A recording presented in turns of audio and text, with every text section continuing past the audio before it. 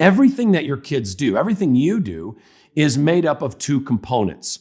There's the what did you do and the why did you do it? Or thinking in terms of your kids, your child's action and their attitude, their choice and their heart, the fruit and the root, okay? The external behavior and the internal issues that drove the behavior. Now, worldly discipline only cares about the external behavior. So you tell your 13-year-old son to go clean their room. And he says, fine, I'll go clean my room, my stupid room. And he goes upstairs, you hear gabanga crash. And he's putting all his stuff away. And he said, I'm gonna make my bed. That's stupid. I'm just gonna sleep in it tonight. And that's an excellent point, actually. I have not quite figured out why the bed needs to be made if we're just going to sleep in it tonight. Amy has a different perspective. She's still trying to persuade me that it's a good thing to make beds every day, but that's a conversation for another day. So your teenage boy, you say, go clean your room. He goes up to his room and he cleans his room. Did he obey you? Yeah, he obeyed you. Did he honor you with his heart? No, he didn't.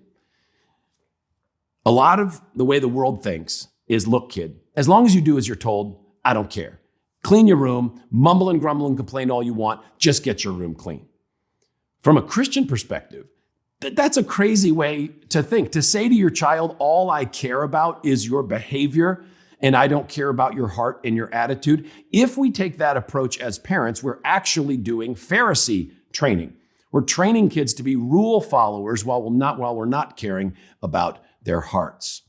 Now, most of the time, when your child behaves badly, they've got a bad choice and a bad heart.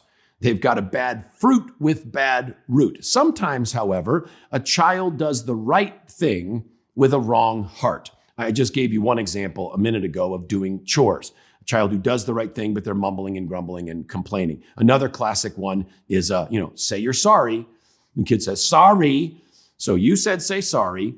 And the syllable, sorry, protruded from the mouth. But you know they were hard-hearted, bitter, angry, totally not sorry. So behavior was correct, heart was wrong.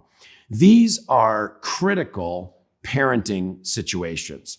John Thompson calls this passive rebellion, where you have the right behavior but the wrong heart. Let me give you an example. Let's say we've got a 12-year-old girl with an 8-year-old younger sister.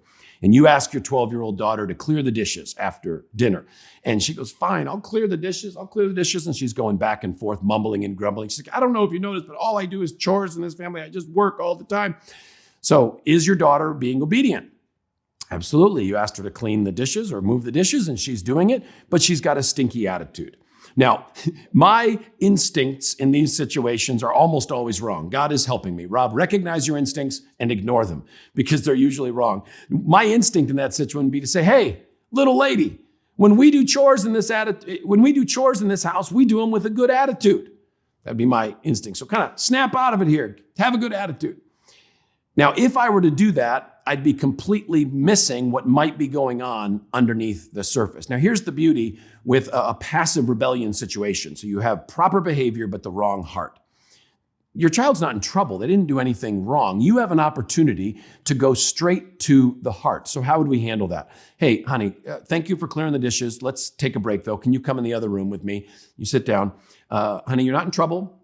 Thank you for being obedient, but I can tell that something is really bothering you. You're upset about something. Can you give me your heart? Proverbs 23:26. Can you give me your heart and tell me why you're upset right now?